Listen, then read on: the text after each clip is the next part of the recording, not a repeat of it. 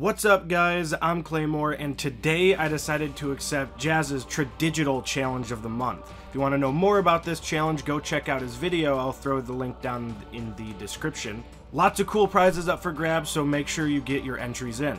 The basic idea of this challenge is to depict a conflict between digital art styles and traditional art styles, and I just love the idea, so let's hop right into it. I did a few sketches that I admittedly forgot to record, so we're starting off with the base sketch. My idea for this was that these ships that represented both traditional and digital styles would be clashing, but still moving forward and progressing. Plus, I wanted to paint some badass ships, so it worked out for me. I first wanted to knuckle down the look of my traditional ship because it was going to be a bit more sketchy and made to look like a pencil drawing, and this was my very first time ever making a ship, so I figured it would be a pretty good warm-up. I did my best to add as much detail as I could while still keeping it in a sketchy style. I used a lot of cross-hatching to give the shadows a bit more texture, and that seemed to help add elements of detail that are only assumed by the viewer, which is really nice to keep it more simplistic.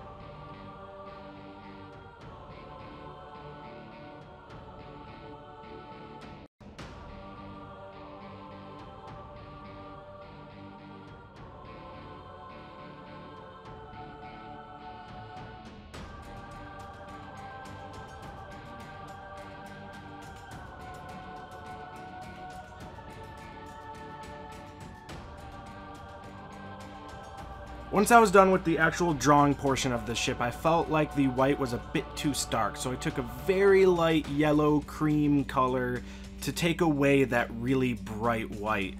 It also helped me blend it into the rest of the scene because it allowed me to just adjust the shading on the go by adding a bit more cream color to the shadows. Now a bit more comfortable with my concept, I move on to blocking in the colors of both the background and the digital ship. I kept my details pretty loose in this stage just to make sure that the large shapes looked accurate.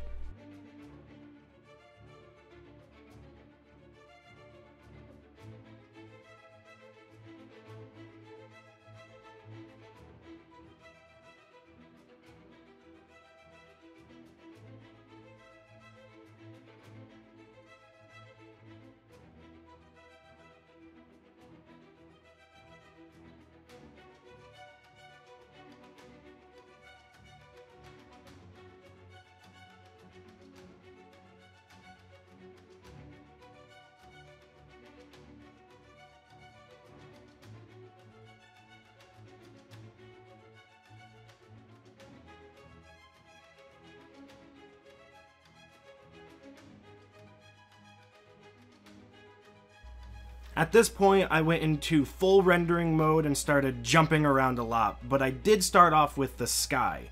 My goal for this was to give it a slight appearance of an oil painting, so I added some extra texture to a few areas to help sell that idea.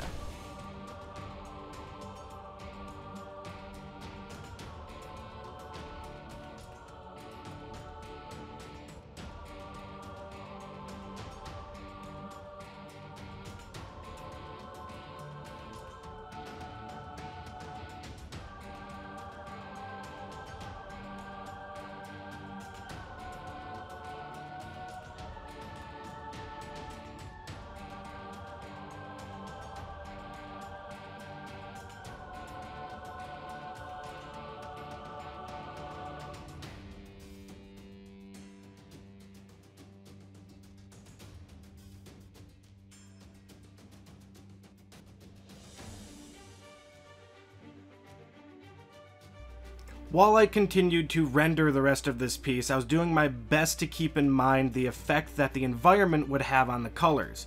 For example, on the sails, I kept the highlights a bit more warm and the shadows a bit more cold. I also added some cool reflected light from the water on most of the underside of the sails.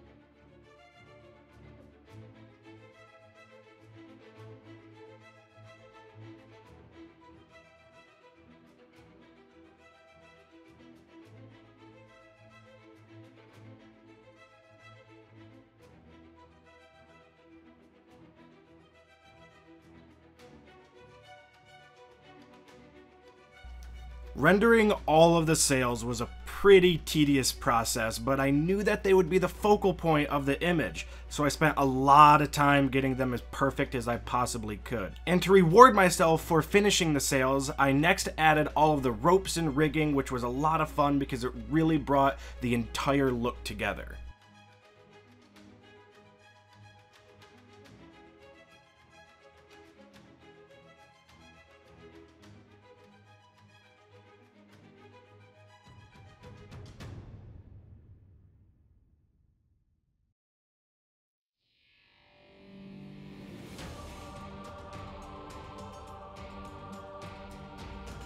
Painting water is still pretty new to me, and so I attempted another oil painting style and really only half succeeded. But with some extra effort and hiding my crimes with splash brushes, it turned out pretty well.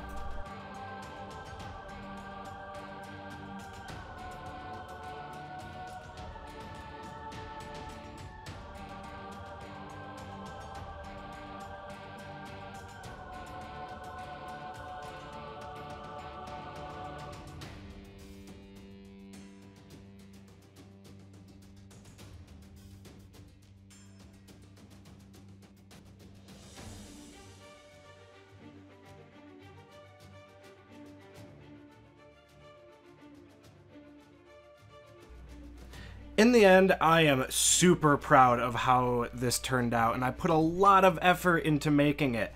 I can't wait to see how I do in the actual Challenge of the Month competition, but no matter what, I know I did my best. I want to thank Jazza for consistently giving artists a chance to challenge themselves and possibly win some awesome prizes. I hope you guys enjoyed the video. Thanks a lot, and I'll see you next time.